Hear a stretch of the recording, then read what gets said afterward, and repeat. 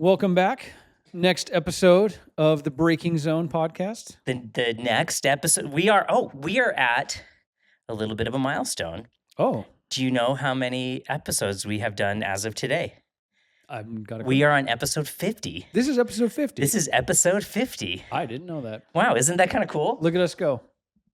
Yeah, like We can commit to things. 50 hours of talking about motorcycles. That's like, well, we got a comment recently from someone who, I just discovered you guys, I'm going through every back episode. And you're like, Thank you. yeah, thank you. And wow, like that's really high praise.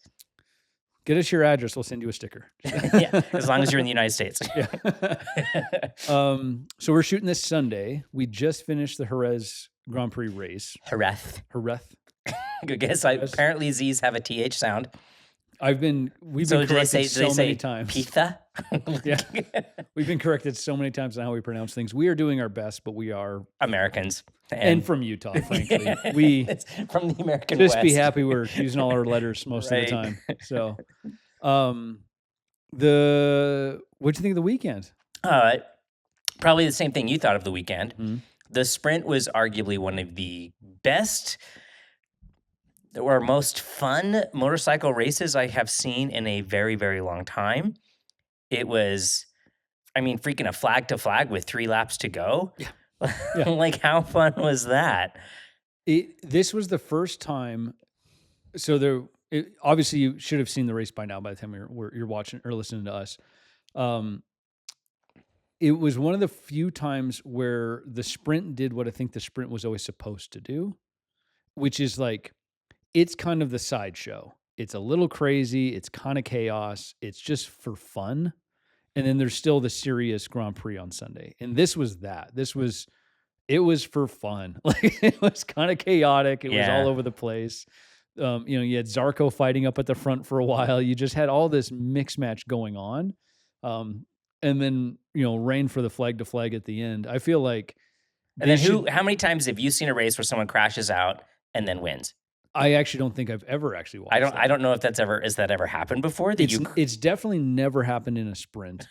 I think I saw somebody else was posting about it, one of the other journalists, about it has maybe happened once before, but we're going back to like Agostini, like way back. Right. So anyway, kind of a wild thing. But I think that they should every sprint race, they should just get to turn the sprinklers on whenever they feel like.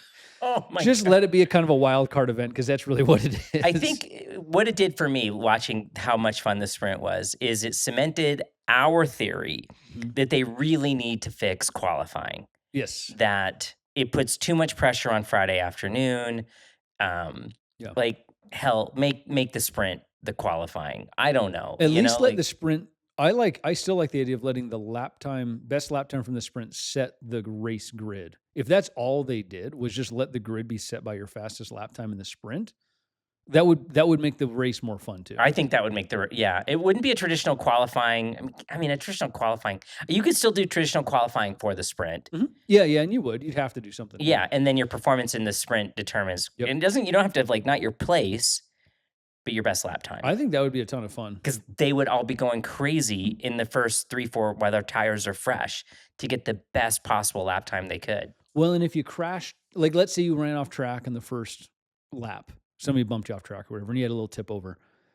Rather than just like dawdling along and like, oh, we're getting. I always laugh when they say, oh, we're going to send them back out to collect data. No, you're going to send them back out so the sponsor logos are going around the racetrack. That's what you're doing, right? You're not collecting data. You've got all the data you need. Right. But it would be the guys would fight tooth and nail to get the bike back going so they could get into the pits, even if it means swapping bikes or whatever, so they could go out and just do a queue time. So anyway, I think that would be a ton of fun to watch. Let's talk about the actual sprint for a second. The sprint was a gas. It was, like I said, it was one of the most fun races I've seen in a long time. I've watched it twice now already. Yeah. So I think we'll talk about the controversial piece, which was Marc. It's always Marc. It's always Marc crossing the grass. Yep. Crashing, crossing the grass to get down pit lane, getting on his B bike, and off he goes. Do you have issue with it? No, I don't have issue with it. I think there are some folks who are fired up about it and saying, oh, well, anybody else would have gotten penalized, but Marc gets away with it because he's Marc. But my argument is always, in this instance specifically, go find the rule in the rule book that he broke. And I Like, got to go down to, okay, what are the odds you crash right there at pit lane, mhm, in a flag to flag, right? And even if it wasn't a flag to flag, let's just say it's a right. normal race, you crash there and you're like, oh, well, the bike's damaged to a point where I can't really keep racing, or there's no point for me to keep racing. Well, I'm just going to sit here and wait till the track's clear and I'm just going to go into the pit, right? I would do that on a track day. I would sit there and be like, oh, it's safe, it's clear. Okay, I'm going to go in now, Yeah. kind of a thing. And Yep. nobody would ever, no risk, no Nope. safety issue, no unfair advantage. You sat there and waited, you know? Yeah, but even when they talked about it later, they pointed to the couple of rules that would apply to this situation. He didn't break any rules. There's no rule that says, like, there's a lane for entering the pit, but there actually isn't a rule that says that's the only way you're allowed. Like those white lines that wrap you into the pit entrance, those aren't mandatory.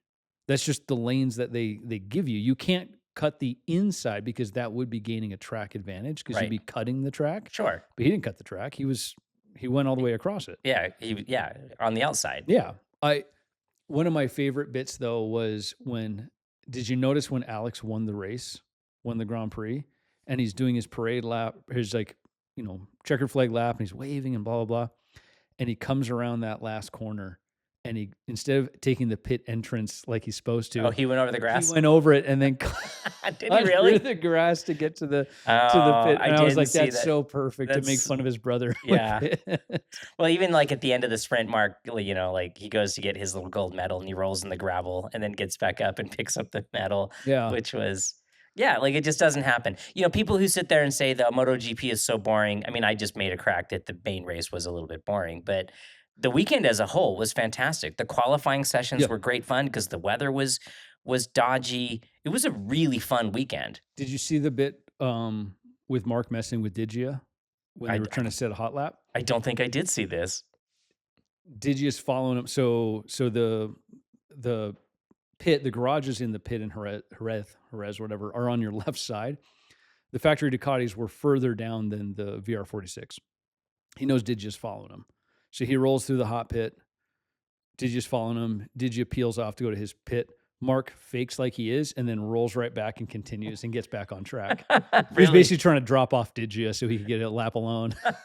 I thought that was perfect. That is funny. I mean, that's what we do at track days. If you have a track day bully, we're like, Yep. roll through the hot pit and go back out I again. like that Mark had a track day bully And over then he the was weekend. He's like, go over here. I'm You're going to keep bothering going. me. Yeah. Stop bothering me. Stop picking on me. I thought that was just like a perfect little Marquez, a little trick to play. And then the main event. Should we talk about the main event? It was Was it, it was in the sprint when Bez had the tear off. I hate tear-offs. I freaking hate them. I think the trash, right? And it's always irritated me that these dudes, they get on their bike with it's all fresh and clean. They do the siding lap and then throw a tear-off off. Mhm. Now, I know they're not supposed to throw it out on They're the not allowed, once the grid part Right. starts, they're not allowed to take a tear off. Right, but in this case, Alex threw his off coming onto the straightaway, right? So they're all slowing down. So that gave the tear off an opportunity to sit there on the front of the bike. This isn't the first time we've seen a crash or a near crash incident from a stupid tear off. Mhm. And I think either like something needs to change.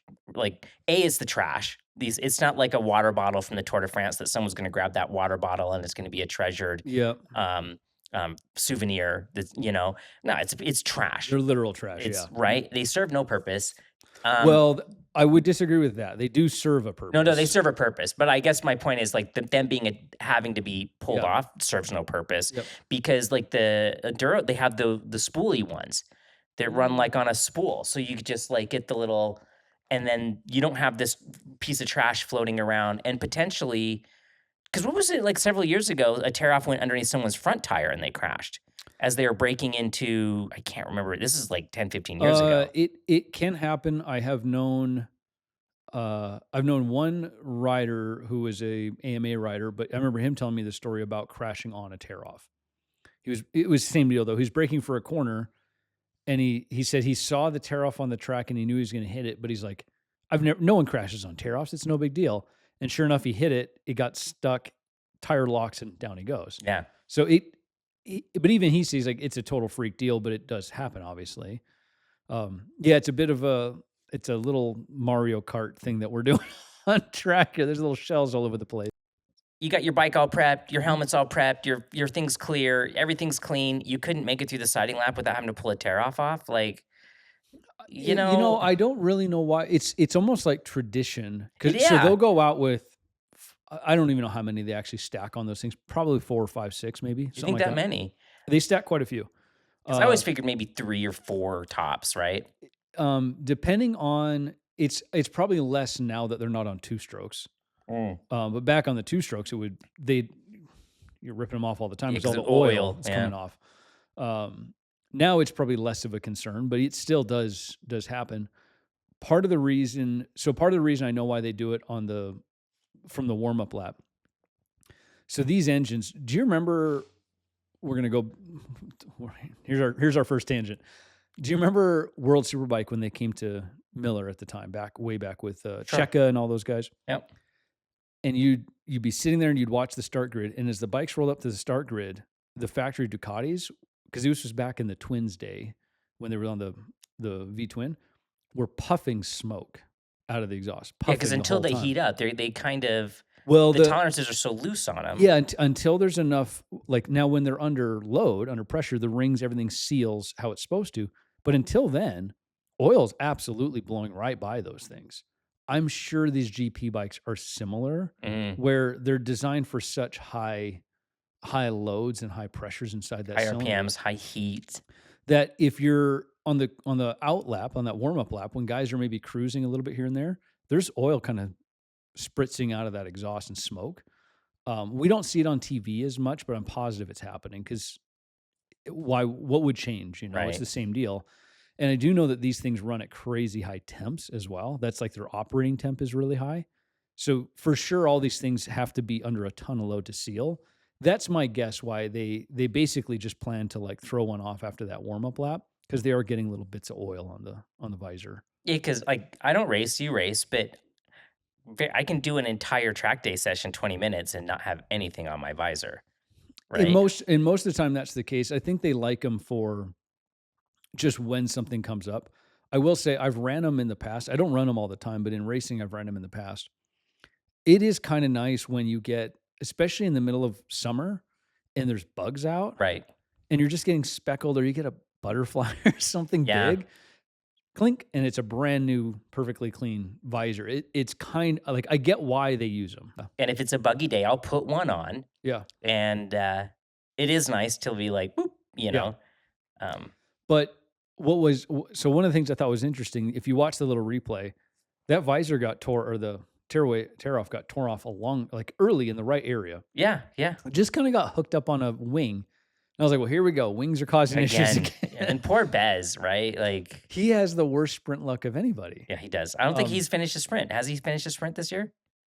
Yeah, I don't think he scored any points in any of them. It doesn't seem like. I'd have to go back and look. But the other thing I thought was interesting, and all the riders talk about this, is that Michelin rear tire, once it properly breaks traction and spins, it doesn't come back. Right. You have to basically roll off the gas entirely, and then it'll stop spinning and come back. Yeah, people like how hard that tire has to be. Yeah, it never kind of like re-hooks up after it's been spinning. Whereas I don't know what that even feels like, because most bikes, even if it starts spinning, eventually you can feather the throttle or something a little bit or stand it up more, and you get grip again and you can keep going.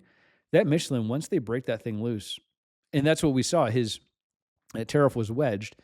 Basically, as soon as it spun that Michelin on the start, it never came back. Yeah. Well, the same thing happened to Marquez like a year ago, right? Yeah, it never came back for him. So the other one that was interesting, and I don't know what Aprilia's deal is, they just have the worst luck in the sprint race, was Martin. The brake rotor. Yeah. So, only on one side. If you paid close attention, it was only on the right side. Only on the right side. The left side seemed fine. So if you didn't catch it in the sprint race when Alex passed Martin, on the first go of it, you thought, oh, Alex was laid up the inside and it stood up Martin and he went wide. But then you watch the replay and Martin was never making that corner anyway. He goes to the brakes and basically had no brake, or not enough brake anyway. Well, on the replay, you can see about halfway down the straight, his front right rotor is starting to glow. Yeah, like Qatar level Like, glow. yeah, and you, as I say, you only ever see this at Qatar, and it's middle of broad daylight, and his rotor's glowing. And you're like, ooh, that's a problem. And it's the second lap. Yeah. Like, you don't overheat rotors at Jerez, let alone on the second lap. Right. On a cooler day. Yeah, on a cool day. So, Yeah.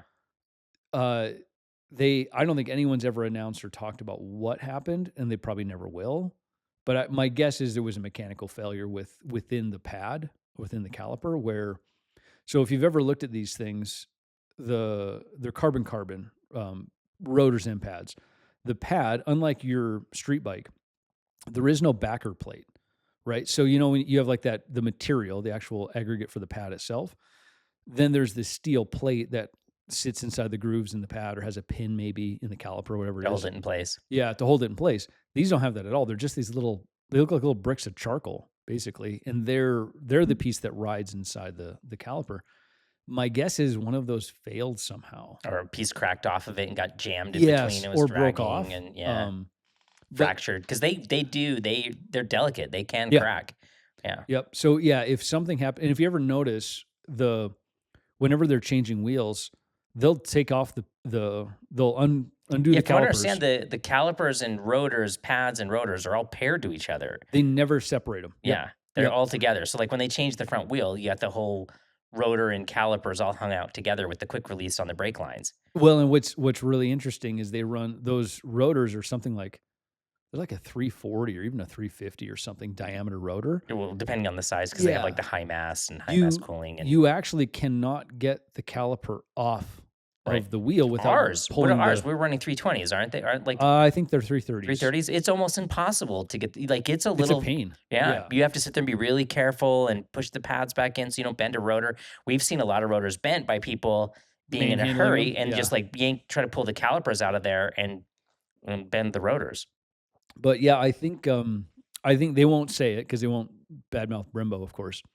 I saw a post right before we sat down to do this claiming that Pecco's brake issue or Pecco's retirement in the main event was also a brake issue, a brake failure. Interesting. I didn't hear Yeah, that. and there's like a photo, and it looked like something was coming out of the brake line, like steam or something coming out. So like ruptured a brake line or something like that. All kinds of issues. Yeah, It- it's just like a nice little flowy track. This would be like a killer track day track. I have always thought Jerez would be a fun track to go ride on. Now I'm thinking about how I'm saying Jerez so much. I know, Jerez. But I think it'd be a super fun track to ride on. It's really flowy, has the three fast right-handers, the Yeah. one where Mark unfortunately fell, but yeah, it looks like a great little track. It'd be a ton of fun. So I think the last thing to talk about is probably Alex. I think he did phenomenal in the sprint or in the main race. Yeah, he deserved it. Like he did Yeah. well here last year. This is his 4th win in MotoGP is all, and yeah, he earned it. Like it wasn't like it was handed to him. He always goes well here, but he's the most. It almost makes him more interesting in my book because he's the most like slow burn of a rider you've ever seen, right? How many years has he been in GP? Even like 5 years now or something? Yeah, a long time. Yeah, And he's just like every year, he's a little better. And you watch him at Jerez and you're like, think of this guy's a Spaniard, right? He's raced through the GP classes all the way through. He has a zillion laps around Jerez. right. And he's still like just incrementally chipping away and like working out the bugs and the secrets. And where Mark fell down, which this is funny enough, he crashed on the second lap. I still think he was the most interesting thing in the race. He basically knew Alex was faster than him, but he's on the exact same bike, on the exact same tires. There's no it's lap 2. It's not like he's worn out his tires. He absolutely should be able to go with Alex. Yeah. Right? The bike should be capable. He's talented enough, right? But he lost it. He just completely lost the front in a fast sweeper. And my guess is this is the next piece I want to get to is your last video that you just did. I think my guess is he was rushing his entrance a bit, trying to hang on to Alex as much as he could. Probably didn't quite get as much direction as he needed, and then got back on the throttle a little bit too abruptly or too early, and unloaded the front, which is Yeah. what tucked it. You see this in MotoGP. Mhm. It's not that uncommon in MotoGP, and honestly, Marc Marquez does it more than anybody else, Mhm. where he gets on the gas a little too soon. Yeah. And Like and a I think little. those are all the front slides he's been able to save over the years too, is like Yep. he can kind of catch it, Funny enough, the high speed ones typically are easier to pick back up. You've right? got a little more inertia and stuff that you can play with. Yeah, the gyroscopic precession of the tires and are Yeah. helping you out. But once his was gone, and this is probably back to his injury, once it was gone on the right side, it's gone. He can't bring it back anymore. Well, and this is like it was a little bit of my fear last year when he had the crash, and I alluded to it several times over the winter. I really think this might be the end of Marquez. I really do. I think he doesn't have the strength in his arm. He keeps falling on the same side.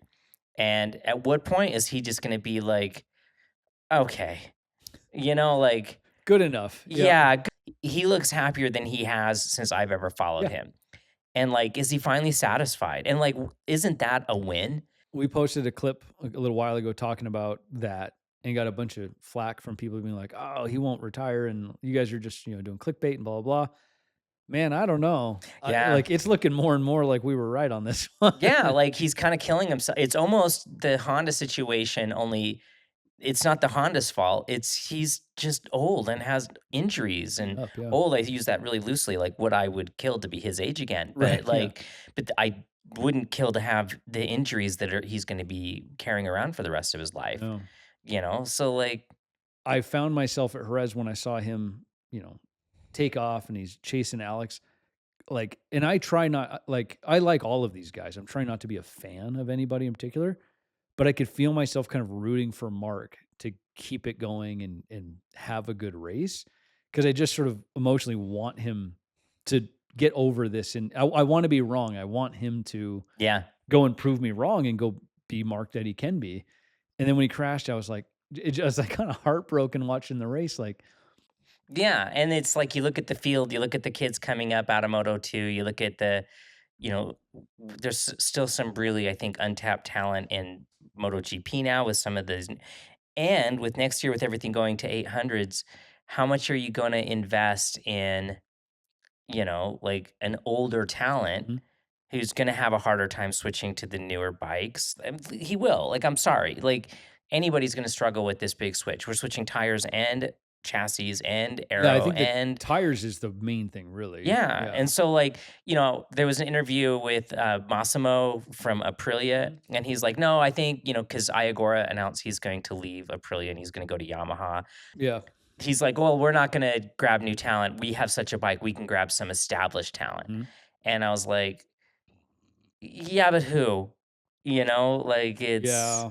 My guess is Mir winds up on that seat. which is that a waste? Is that a waste of a seat? Like, I think Mir still has a ton of talent. I do too, but Mir's kind of in the same situation. He's getting older. He has crazy injuries, you know. I mean, nobody signed anything yet because of as we've discussed, Yeah. but is Martin going to be like, "No, I'm not going to go to Yamaha. I think I'm going to stay at Aprilia." Is it literally a signed contract or can he back out still? If nothing's signed, then Because with how it's going, it's like, I'm sticking around. yeah, I Like, want to be on Aprilia, right? Like yeah. Iagora, like, okay, I don't think it's the smart move, but it makes perfect sense to put Yeah. like he's super talented. The funny thing is so many people seem to want to go to the Yamaha, and I'm like, why? It's the money, Yeah. right? But at what point does the money end up costing you more because now you're a back marker, and now like Yep. your sponsors are never on camera because you're in 23rd place, Well, and I like how much does your stock tank by being on the Yamaha, right? right? Whereas I think Ayagura, his stock is really high right now, but it's not that he's a bad rider, but because the Aprilia is such a good bike, it allows him to show off what he can do. And then like we're looking at Pecco's performance, and I'm like, oh, is that really the best place for him? Yeah, Like I'm getting less and less. Not that not that I want bad things for him, but I'm less and less rooting for Pecco at this point because I'm sort of like, I'm still I rooting don't know how for him, but I many have less chances you need. faith in him. Yeah, Like yeah, I'm with you. it's can he? Like it was easy to dismiss it as other things, and now we're running out of like we can't even really come up with excuses for him anymore. No, he just flat out was getting beat by everybody right now. I Yeah. mean, Did you, Alex basically everybody but Morbidelli was faster than him. Yeah, and you wanna talk talent, someone who really deserves it and is really working, aside from Bez, is Dija. Dija is really putting in the Well, work. did you see the new rumor? Uh-uh. So apparently he's in talks with the factory to KTM Oh, okay. because I think my guess is this is a ploy. If I had to guess, Yeah, sounds like a play. I think he is being very visible that he's talking to factory KTM to put pressure on Ducati because he really wants same contract, same support, same money, same everything as the factory team. Based on his performance this year, he deserves it. Yeah, right. Yeah, like, So he's been the most consistent Ducati this year. I do not think he's leaving VR46. I'm almost certain he won't, but I'm sure the contract's not signed, and I'm sure he's using this as leverage of, hey, I'm wanted over here too. Just so you know, Right. Well, because you can look at there's a handful of riders who are really, really shining. Mhm. Acosta is, holy cow, Yeah. that kid is really impressing me. Yeah. Iagora, Bez, obviously, right? Martin, like I kind of wrote off Martin based off of last year, and like Yeah. he's there, Look, he's looking pretty good right now. Yeah. I do want to. I mean, we can move from GP after this, but if you're out there watching this and you're a rider and you're like, how do I want to be better. I want to. If you can emulate Iagura, Hmm. I would say he is the most like. That's what we should strive for. Is what Iagura does. The way he moves on the bike, it's Like water. beautiful. Yeah, he flows. The bike, and you'll watch him in the middle of a corner. He'll be making a pass on somebody. That's actually when you see it the most because he has to be very careful with what he's doing to the tires.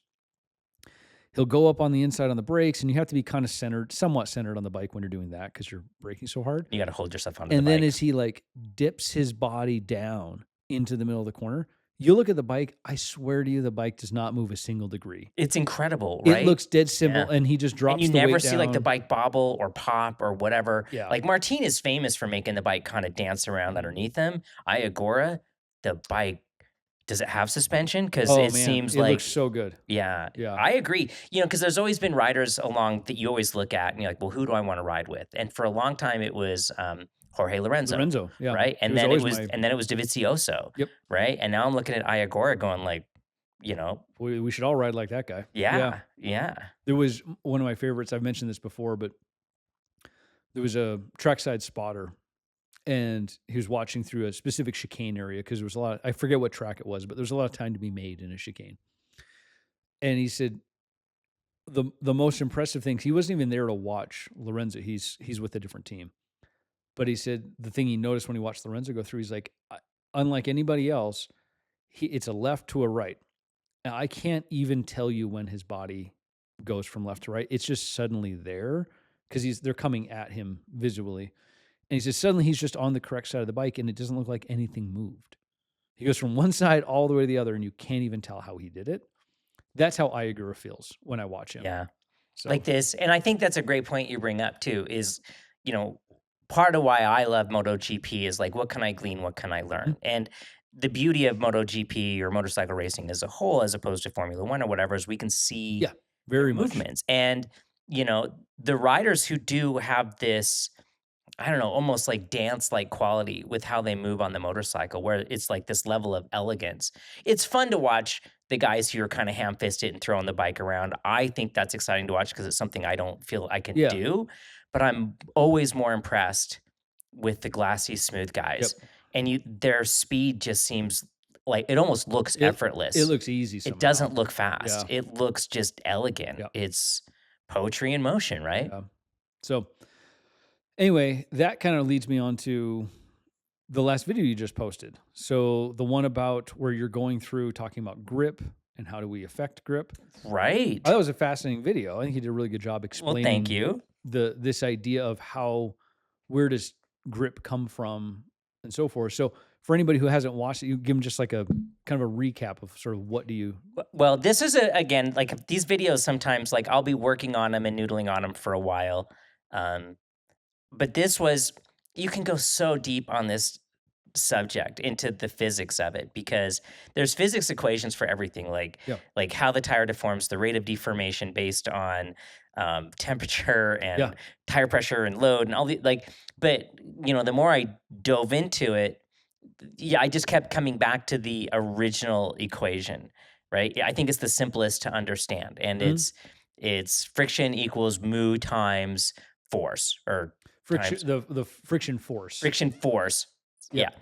So we have a special edition T-shirt that says traction management is Yeah. fun, and it's the equation F equals Oh, yeah, yeah. mu times N, because it's fun. For traction management, it's fun.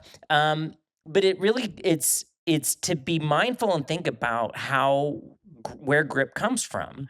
Mhm. It's we tend to simplify things and you think, okay, a sticky tire or a fat sticky tire is going to have more grip.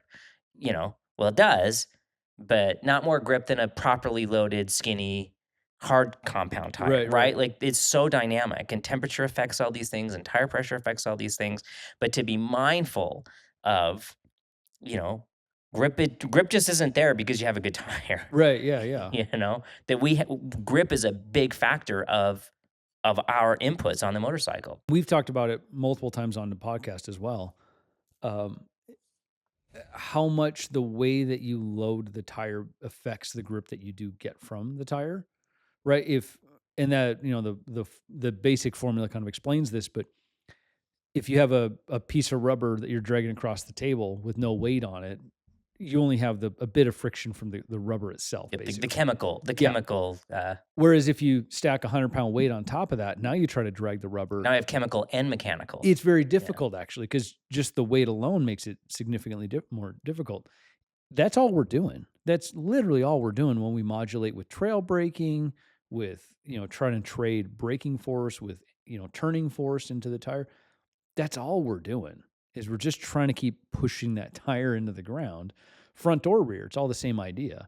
It was a champ school thing, and I don't want to take credit for it, but it was basically the best riders are effectively riding on more rubber because they're keeping the tire loaded Yeah. at some level. So their contact patch is always a little bit bigger. Yep. They have more rubber, and that's part of why they can do what they can do. They're taking advantage of the chemical, mechanical, and all these other things.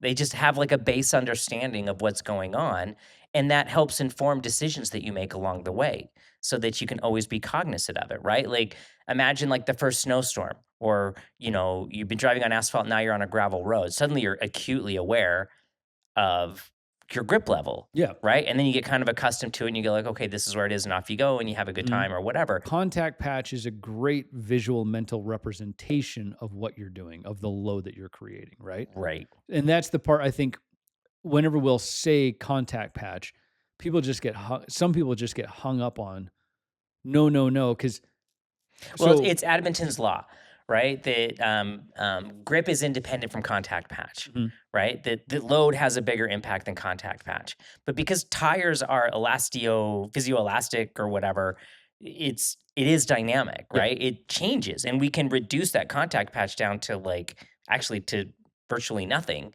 based on acceleration or how hard we're Mhm. braking. The other tire could be so, like, you just have very little to work with Yeah, yeah. because you're dealing with a viscoelastic spring. Yeah.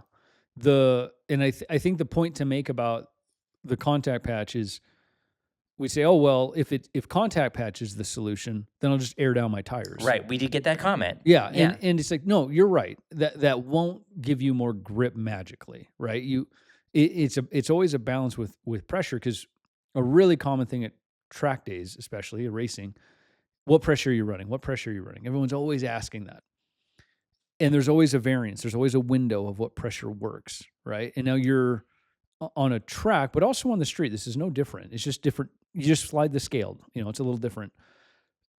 When we adjust pressure, it's doing several things. So let's talk about the front tire specifically. Because that's the one we're all worried about. Yeah, it's just let's just simplify things with the front tire. If I have a front tire, right, and I say, okay, I'm going to run it at 25 psi, so a fairly low pressure for a front tire.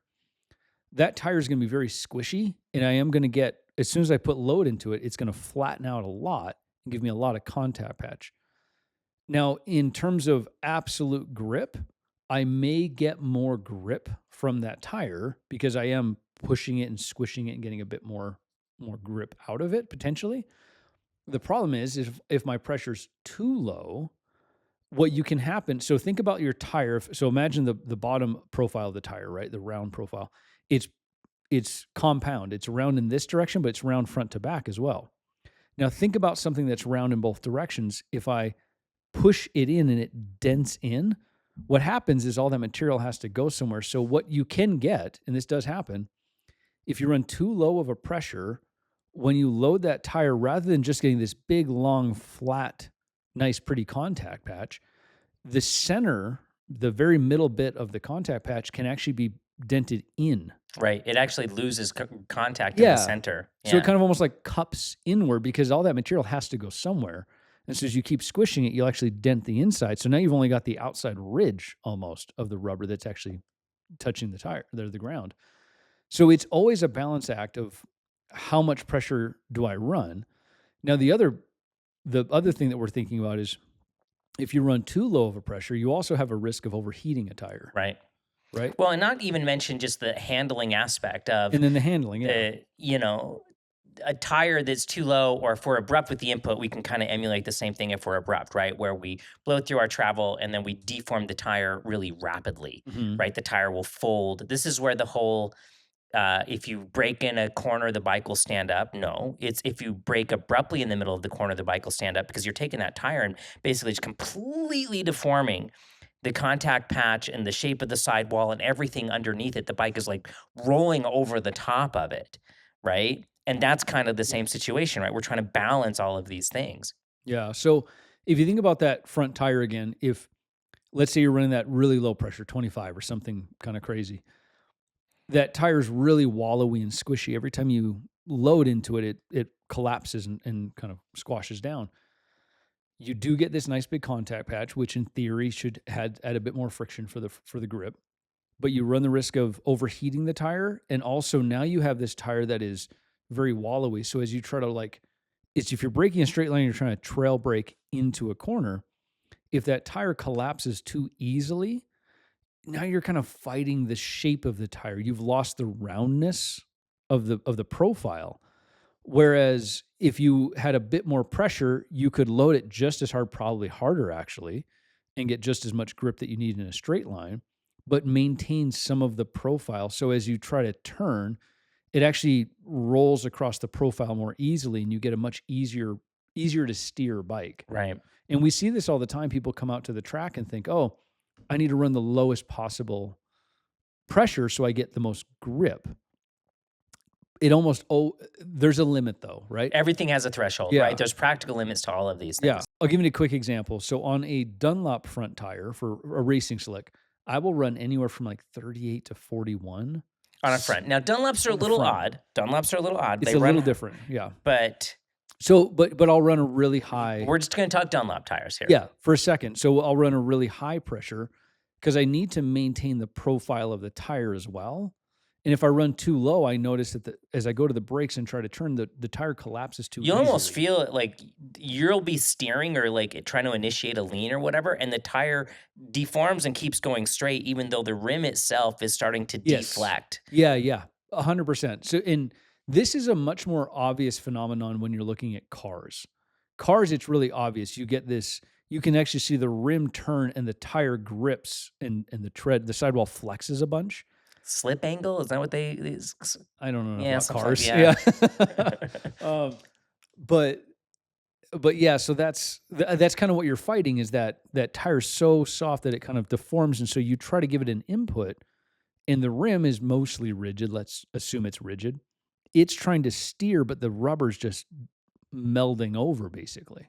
So you have to run enough pressure to keep everything kind of within balance to get the support that you need, but also get it to turn how you want it to. Conversely, when I've ran Pirelli racing tires, theirs is a bit different. I could get away with running all the way down to like 30 PSI on the Right, front but tire. we would often bump them a little higher than recommended by even the Pirelli guy to mitigate that deformation. Even me at my pace, right? Like I'm definitely like an A. I can ride A group anywhere I really want to go. But I'm not.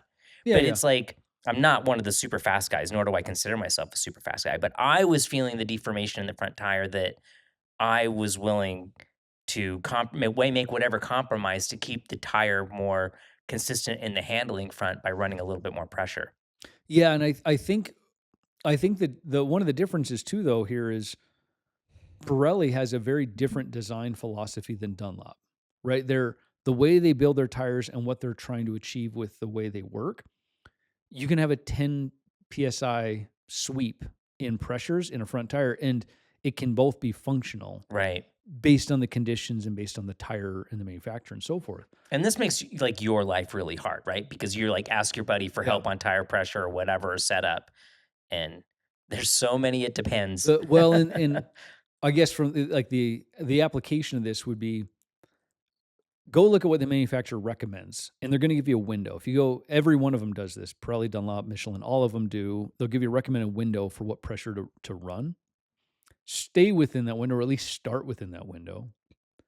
But as you're riding, based on what you're feeling, don't think, oh, it's 32. It's always 32 no matter what.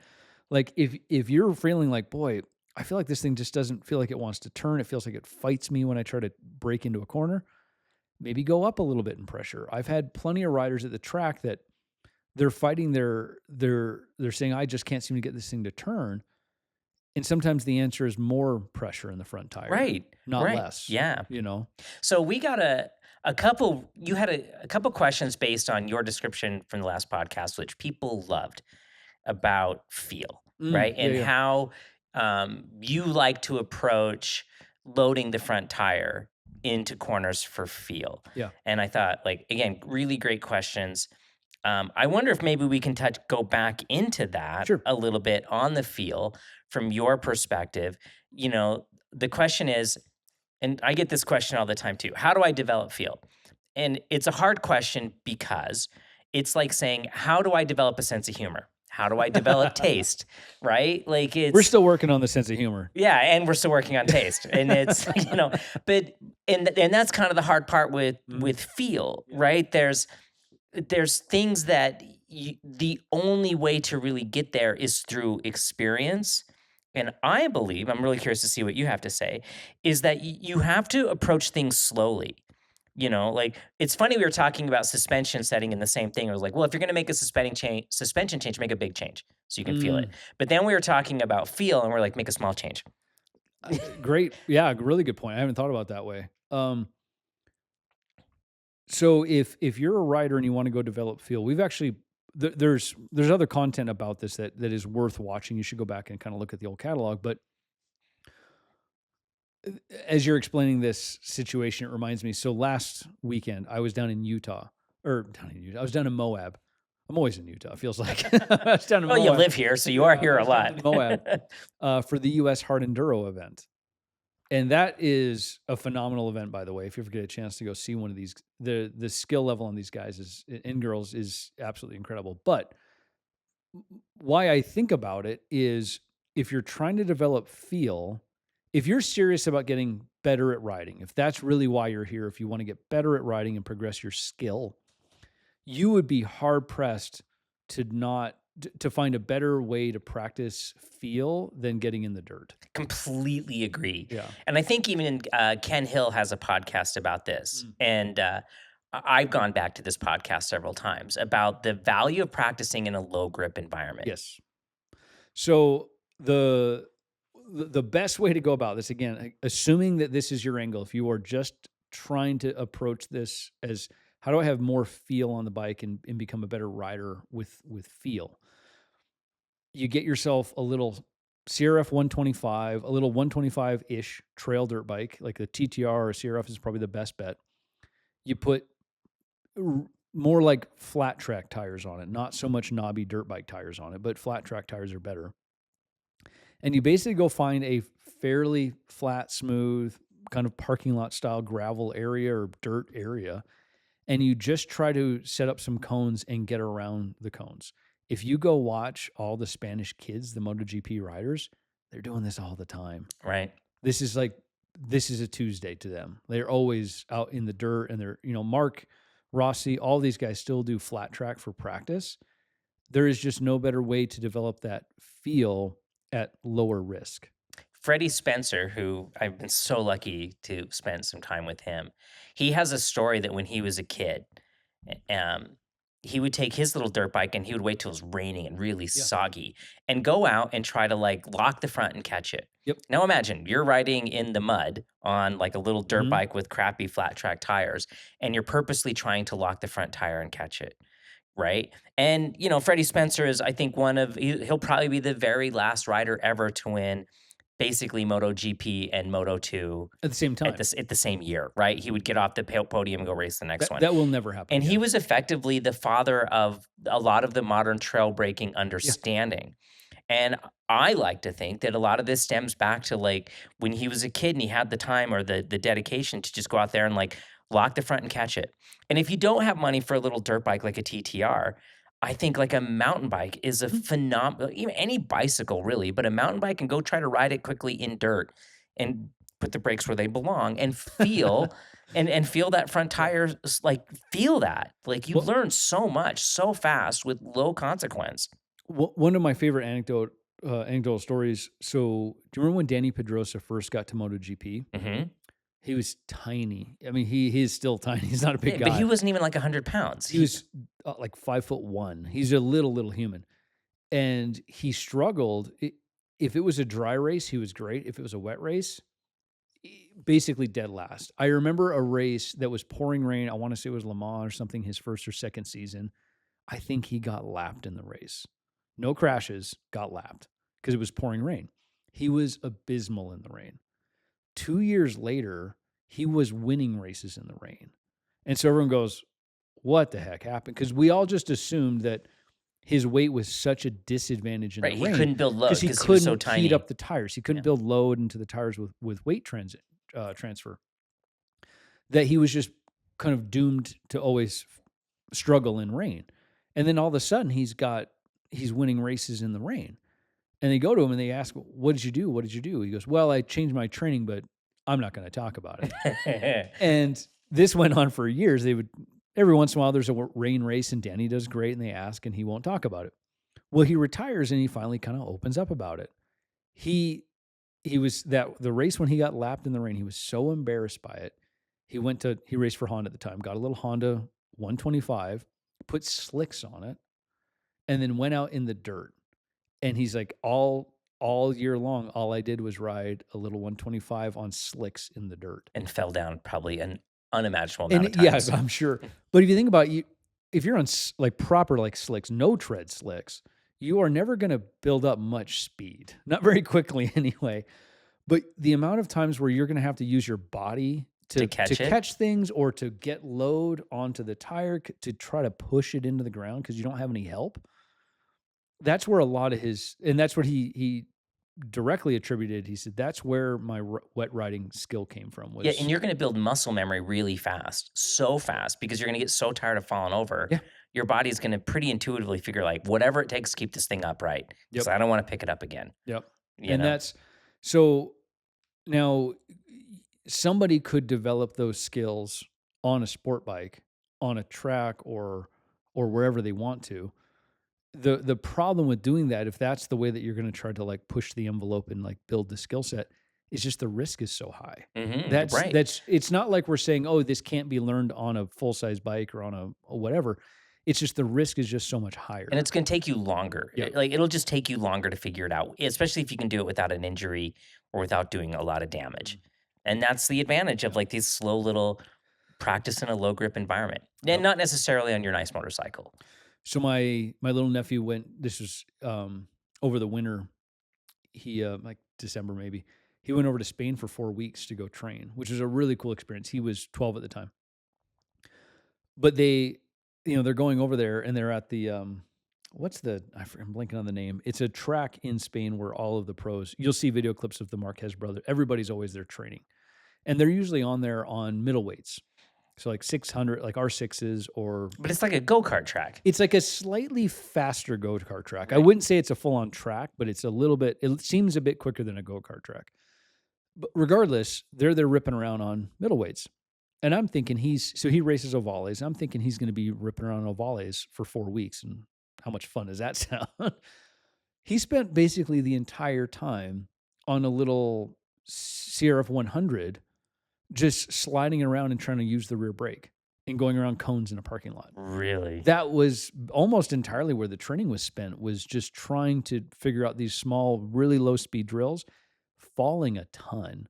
His suit looked like it got drugged behind a truck by the end of the Yeah. month, but he learns a bunch, right? It's this little developmental stuff at a really low risk. Because you imagine, even at kart track pace on an ovale, if you're trying to experiment with losing grip and catching grip and really developing the feel, these are going to be big crashes. Yeah. These are going to have consequences if you do them enough.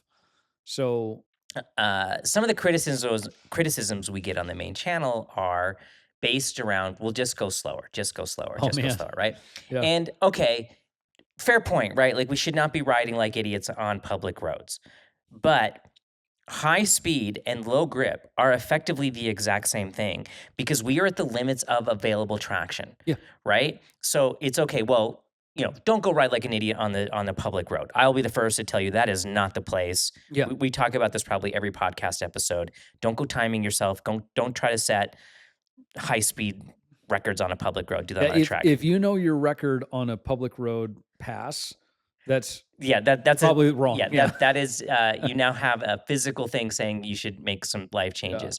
But on the exact same token, what happens if you go on a ride and suddenly, like we live out in the West, and a snowgall or some sort of sleet starts coming down? Yeah.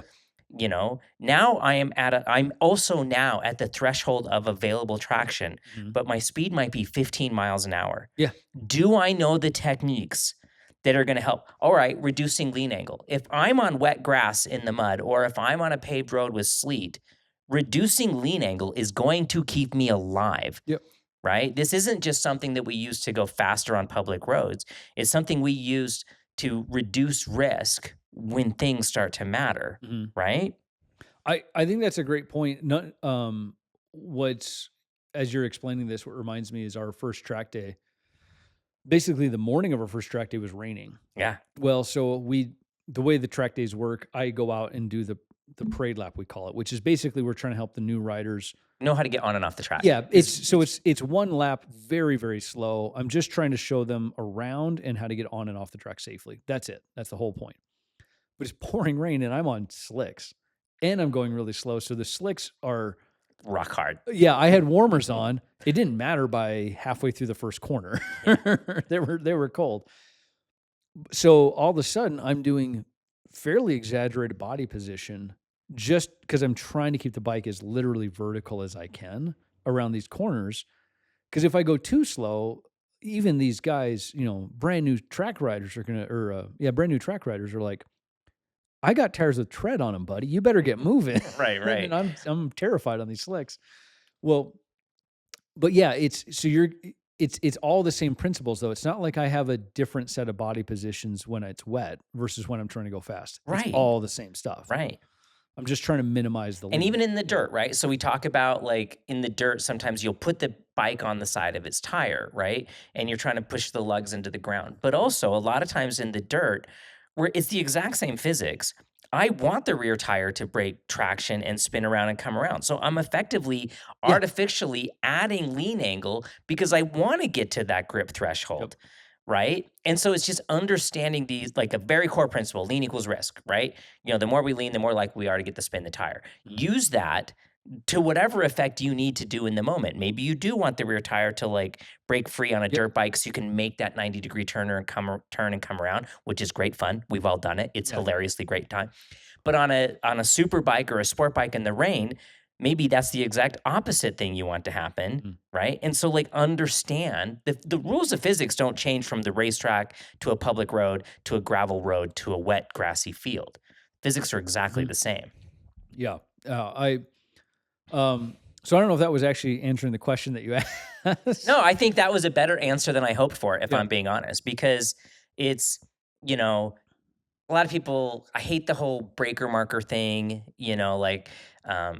it's a very common phrase to be, well, when do I go to the brakes? So you go to the brakes at the right time. And you'll hear guys out there saying, well, I wait till breaker marker 3 or breaker marker 2 or whatever. Yeah. And I'm always like, well, what's the temperature? What tire are you on? What bike are you on? Don't tell, okay, I'm on a Ninja 400. Where do I brake? Okay, now I'm on a Hayabusa. Where do I brake? Yep. Okay, now I'm on new. You know what I mean? Like, Yeah, yeah. and so to get really prescriptive with this stuff, I don't think is at all effective. It's better to understand.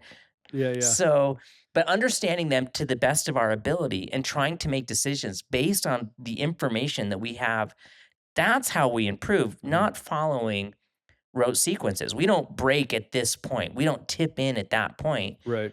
because the tire could be different, the grip could be different, the temperature could be Yeah. different, my comfort level could be different, Mhm. and adjusting to situations, right?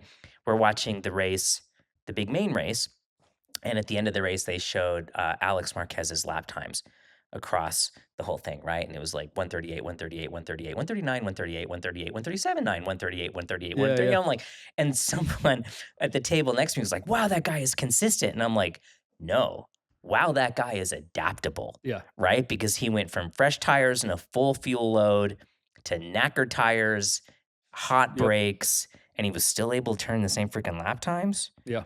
That's adaptability. Yeah. Well, and yeah, and I think the point that you make about the, oh, well, where do you break for that, and trying to like the sequencing of, a lot of times whenever I talk about the track with people, I'm explaining it's kind. I refer to a Pac-Man Which a is lot. so funny because I've done the same thing for years, Yeah, not even knowing you were doing that as I'm well. just trying to connect the dots. That's all I'm doing, right? But you put the dots where you put them. Your dots aren't where my dots are, right? Everyone's Right. a little different. So I And get we'll have great questions. conversations on like, Yeah, where do you put this dot? Well, I put this dot there. Let me try your dot next yeah, time. yeah, yeah. Yeah. And so I'll get people that'll say, "Well, where are you breaking for turn one?" And I'll say, "Well, when I'm up to speed, I brake here, but I probably wouldn't start there. Like that's probably not where you want to just like, oh, Brian said here, I'm breaking there. Yeah. Maybe don't do that. Maybe think, and oftentimes it is that sort of, try it here. And how did that feel? Could you go later? Okay, move it 10 feet. Right. And small movements, right? Yeah. And we were talking last week how you're like 10 feet at that speed might be like a second It, or a fraction of a second. yeah, like your Like, eyes will be big in your helmet if you move it 10 feet yeah. back. Yeah. So yeah, it's little adjustments. For the track riders that are trying to like incrementally make safe improvements. And my guess is if you're watching our podcast, you probably aren't 19 years old just going hell for leather and just throwing it in there and just seeing what happens. You're probably a little more mature and want to go about this the right way. I always try to tell people you know, think about what you want to have happen. Where do you want to wind up? Mm. Visualize that part of it, and then kind of work backwards sometimes. Oh my God. Well, that's how like the beauty of a track is you can take like a track map and look at it backwards. And I've seen so many light bulbs come on with students when you start like, okay, what's your objective? Or Mhm. objective's corner exit. And you start going backwards. Yeah. And like, how do I get to there? And this is where track is a great teacher because you can like really dissect it and go out and try it 10 times Mhm. in a 15-minute session. Yeah. And be like, like the lights click on. Can I tell you one of my favorite little drills I do with people at track days? Love to hear Which it. is, I think this is a fun, and I use this not in like a haha, like I got you, but I think it reveals a lot to the person. Okay, you've done a couple track days or at least a few sessions or whatever. Here's a blank piece of paper. Draw me the Oh, racetrack. what a great idea. Draw me a lap. What does that track look like to you? And man, it is that eye opening, because you'll see people will be like, well, this corner looks like this, and they will make a corner that's this big look like it's this big, and then they'll have like, and there's a little squiggy bit over here somewhere, Yeah. and they'll kind of fudge it, and then they'll just be like, and somehow there's the start, and they'll finish the lap, but you can tell exactly the areas that you make very grandiose and very exaggerated or very accurate, maybe. Those are the spots that you are paying really close attention and you have a plan for. The parts where you're like, and then some stuff happens. I promise you do not have a very good idea of what you're supposed to be doing. The other thing too that always surprised me working with students is prioritizing corners, Mhm. right? And we see this all the time that riders prioritize the corner that they struggle with, Yeah. and they're probably struggling with the little tight one. And Oh, yeah. that's usually where we see all the crashes is in the little tight one. Now, you as a racer which corner is important to you, the little tight one or the big fast sweeping Big one? sweeper. Yeah, Yeah, right? yeah, the Like, big sweeper matters more. because Yeah. if you mess up the little tight one, assuming you don't run off the track, if you just kind of mess it up and you miss your apex or whatever, what does that cost you on a lap time? A couple tenths maybe. Yeah, but if you Yeah. mess up like the big fast sweeper, what does that cost you? And it won't even just cost you in that corner, it'll cost you the next couple corners. Right. But you might lose a second, between if you get your line wrong in a fast sweeper and it leads into another fast sweeper or it leads into another section and you kind of get offline somehow, that could be over a second, if you just get the line wrong. So this reminds me on our track, on the West track, turns 1 through 4 basically progressively get faster and faster. And so It's the back straightaway on our West track is the fastest section on the track. It is fast. So you kind of go through turn 1 and then 2's faster and then 3 and 4 are kind of a really fast Like sweeper. a kink. Yeah. You go through turn 4 on 1,000 basically in 4th gear. And you're At full throttle. in 4th Yeah, gear. if you're not on the stops on your throttle. Yeah, and it's like no matter what you do, it is kind of spinning and bucking on the way out. But if you get your line right between 2 and 3, if you get the line correct, you will exit turn 4 with an extra 10 miles an hour of speed. Like, and I'm not even exaggerating. No, it literally is 10. Even I've seen like 10 mile an hour differences from just that. And then the turn following that is it's a tighter kind of a hairpin corner. It's a second gear, hard braking hairpin corner. And where does everybody crash on that track? They all crash in the hairpin. They all crash in that hairpin, and it's not an important corner. I mean, they're all important, I guess, in the sense that you have to put the whole. Well, I guess they're together. priorities. Like if we're going to rank them, but I think it's, to your point, it's like a great line through the hairpin versus a mediocre line through the hairpin is not that different. Yes. Yeah. You can botch it and go wide or whatever, but if you're roughly on the line, if you're roughly braking where you should, it's maybe a couple tenths at most. Right, and everyone takes big risks trying to find fast lines through slow corners. Yep. And it's yeah. It is not the way to put together a consistent set of laps, that's for sure. And then what's probably, I have the answer, like I'm going to see if I can ask this question correctly. What's probably the most important corner on a racetrack? Whatever exits onto a fast straight. There we go. Yeah, that's exactly what I was looking for, right? Because getting the number one priority on a corner is getting out of the corner. Yeah. And if we want to turn a fast lap, then we want to get out of a corner before a straightaway well. And so you completely, for lack of a better term, completely compromise the entrance so that I get a really killer drive coming out of that corner. In West, I think it's 10, the last corner on the West half to get onto the straight is a perfect example because it's basically a 180 and it's a fairly tight. It's probably the slowest corner actually. And there's a concrete wall there, so it's one of those corners you don't mess up. Yeah, be mindful. Every track has a corner like that, by the way. It's not. We're not being critical. We have of air our fence. track. It's reasonably safe, but still, you don't want to fall. But there, the difference between getting into the corner at the last possible second or having the highest mid corner speed pales in comparison to the guy who gets out of the corner better. Right. And I've absolutely been, I've been caught out with that in races before where I would take a line that would let me carry a few more miles an hour of corner speed, but the guy I'm racing with is doing a much better job of getting it stopped and turned and getting out with, basically he's on the gas sooner than I am. Right. Even though mid corner and entrance, I was maybe faster, he made up all that time plus some on the straight out of it. And so, yeah.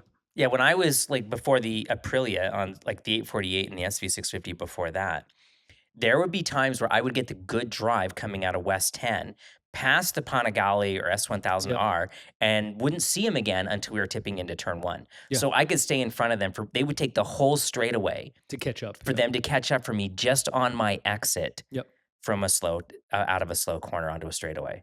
Yeah. That's how important, like, and again, you look at the risk of that, like, let's say you want to keep up with your buddies on a canyon ride. Don't take risks going into corners or in corner speed, right? Yeah. Save your catch-up time for coming out of a corner because you have visibility, the road's straight. You're taking minimal risk.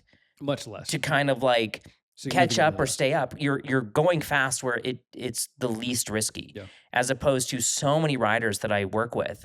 They take all the risk on the entrance in the mid corner. They try to lean more. They go into parking lots and they try to lean more. Yep. And you're like, no, that doesn't really actually matter. if you're trying to keep up or be fast. Yeah, not nearly as much as the risk.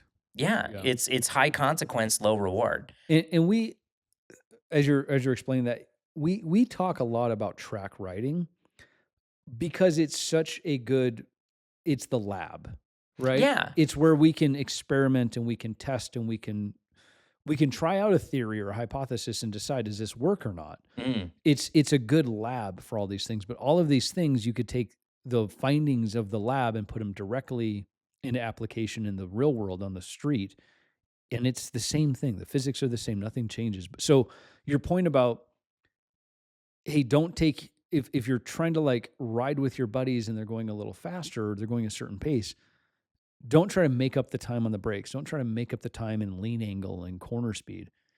Just make sure you get through the corner correctly, get squared up, and be able to get out of the corner better. You won't have any issues and you'll be taking way less risk in the right. process. Yeah, and you'll be one of the quicker guys who's taking significantly Yeah. less risk. I've said this for years that, fast on the street may not necessarily be a fast rider. It may just be someone who's willing to take more risk than I am.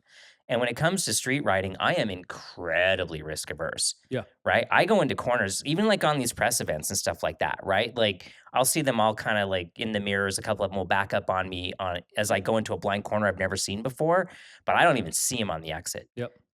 And it's because I'm just saving it for when I have visibility. I'm Yep. saving it for when I have all the information. This reminds me of a friend of mine, Matt, he's actually very big into car racing. He's an extremely talented driver. Um, and we were joking about Miatas and how like the answer is always a Miata, Right. right? There's only two types of riders or drivers in the world: people who own a Miata and people who don't know that they Yeah, are that people they who want a should. Miata or Yeah. don't know they want a Miata. Yeah. And he's, obviously raced Miatas and stuff for years. And he's like, yeah, there's kind of a fun thing about being the fastest guy and like running up on the dude in his Porsche or whatever it is and just, being a better driver. But he says, but at the end of the day, nobody but you cares how fast you are. It's Nobody. true. It's totally true. Nobody cares. No, and I think this is why I favor track days to racing is that there's not even the assumption or the presumption that anybody cares, right? That it's to me a track day is the most selfish thing in the world. Because like if I want to just slow down and work on a thing at a slower speed, No big deal. nobody cares. Yep. Speaking of track days and speaking of all this coaching that we're doing, Oh, we have an exciting new thing. We've I been want to working on hear this all for a while. about just like Hulu or sorry, HBO and Disney, and I'm sure a whole list of other companies I'm forgetting. There's now an Apex Plus. Apex Plus, that's right. So Brian and I have been the control riders for Apex track days. I think we were only not the control riders for the first year. Yeah. Right? And I think you and I came in after the Yep. first year of We've been doing Apex. this a very long time. So that puts us at 2007, I think was our first year as control riders for Apex. And this is something we've been working on for a long time. Because on one hand, I don't think, I mean, a track day is a track day, right? And there's nothing more frustrating from a track day if someone's trying to run a school in the middle of a track day and you're just there to do a track day and you have like 10 little ducklings in a row and you can't get around them and they're all doing weird, whatever. Well, and you got an instructor with his hand on his hip looking behind him all the time. It's like, and you're like, get out of the way. you're like, come on, this is a track day. We all came here to go Yeah. fast. So, so what we've done, and this is, we're doing this with a lot of evidence and a lot of research. This is not something that we're just kind of throwing out there. We are launching Apex Plus. And it's for a very nominal fee. You basically get 3 classroom sessions for the first half of the day where we will be looking at track maps. We will be doing it's not a full-on school, but it's a lot of information, very contextualized for what you're going to be doing next. Yeah. There's no lead follows on the track. You can still go out and ride your ride. We're not going to be doing little ducklings in our little train around the track, but it's some nice high-level education, informed education, I would like to think. Yep. With Apex track days. Yeah. For the first 3 sessions. So these sessions, I love the concept of this because it is basically you pay for the track day and then you pay a little extra for this kind of extra guidance, I'll call it, where between those first couple sessions, you still go ride your ride. No one's out there. I'm not going to be there judging you. No one's got vests on. It's not. Yeah, It's not a school. You can pass the instructor. Yeah, ride as much as you want. Right. But between then you can come back and go through these sessions where you'll get coached on some ideas about body position and how to, think about loading the tires and how does the geometry work on the bike and what are you doing with your inputs. Some of these really core concepts to being successful and competent on the track. I think it's sort of like if you're brand new to an activity and rather than just like showing up and winging it from the first get-go, you're like, maybe I'll read the instructions first. Right. Right? And that was kind of the goal. Like, especially like you go to your first track day, or maybe you wanna save this Apex Plus for your second track day, right? Once you're a little bit more familiar. But we wanted to make it so that when you were on track, you had something to focus and think on, not just being completely overwhelmed, like, oh, my body posture should be here, and oh, where do I trail brake? And oh, what about this apex? Like, no, we kind of break it down. And then we don't want it to be overwhelming because we want, like the motivated student is going to learn at a higher rate Yeah. anyway.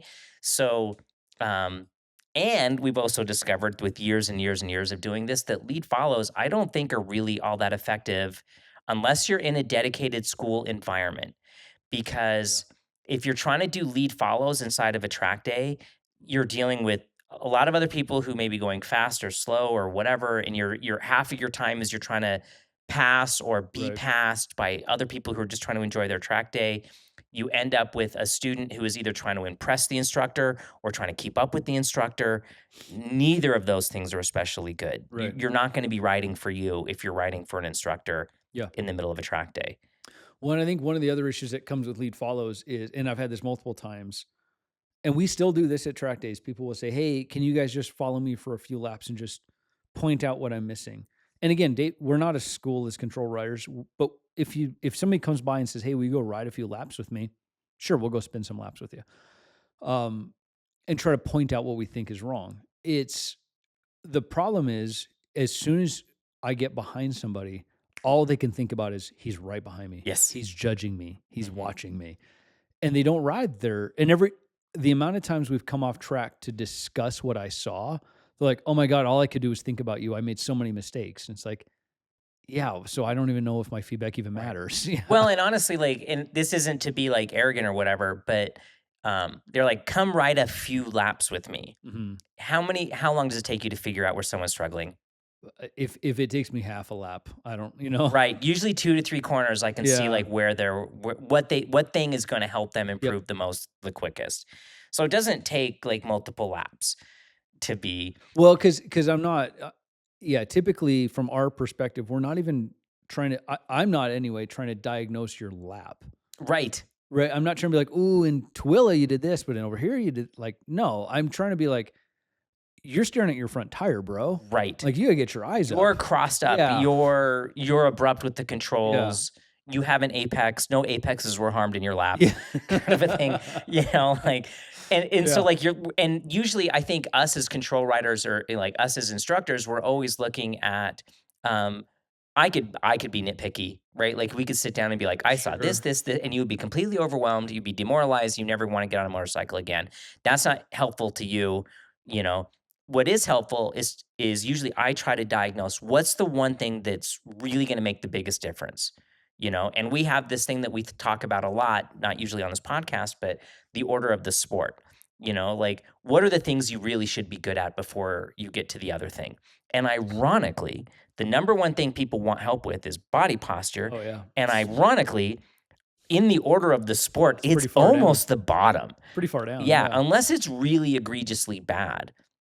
There's someone that I've been working with out there for 3 years, and they come up and they ask for help and whatever.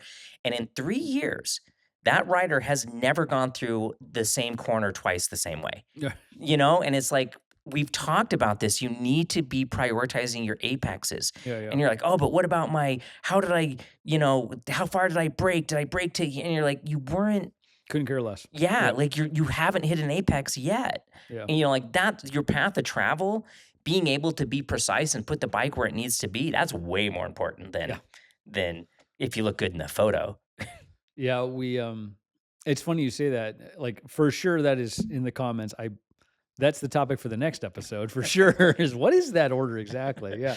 But yeah, that happens all the time where we get people that want to look a certain way or they want to feel a certain way on the bike. And I totally get it. I Everybody want to look a certain way. I want to, yeah. or maybe it's their second or third track day and they've seen, so we have most track days have a photographer. It's pretty common. And they've seen their photos and they're like, oh, I don't want to really show off this photo. Right. In their mind, it was their elbow was millimeters from the ground, and they get the photo and it looks like they're riding to the post office with their grandma, like we used to, we have to find another new person. We used to joke that everybody wanted to look like Ben Spies because he was all elbows and it just looked so aggressive and so cool all the time in photos. It always looked amazing. But yeah, everyone pictures that. And one of my favorite things is we'll be in the pit and they're like, hey, will you just come like to my bike and kind of show me what I'm supposed to be doing?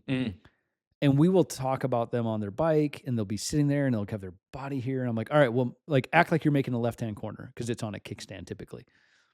And they'll be like, and it's just a super, super aggressive elbows over here, chins over here. And I'm like, damn, dude, if you can do that on track, I got no notes, Right. And then you watch them on track and it's, they're like terrified. It's like the dash smells bad or something. Like they're terrified of getting too far forward.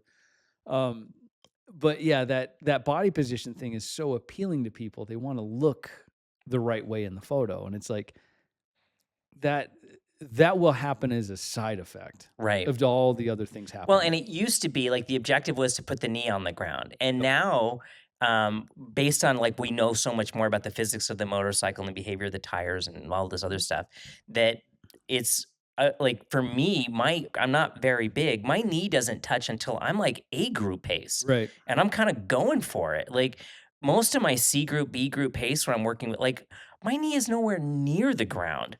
It's so funny you bring that up. So in the new Alpine Star suit, I noticed the Velcro where the knee puck goes. It's more rotated around a bit. Yeah, they used to all be on the front. Yeah, it was more like below the kneecap, almost to the just to the side.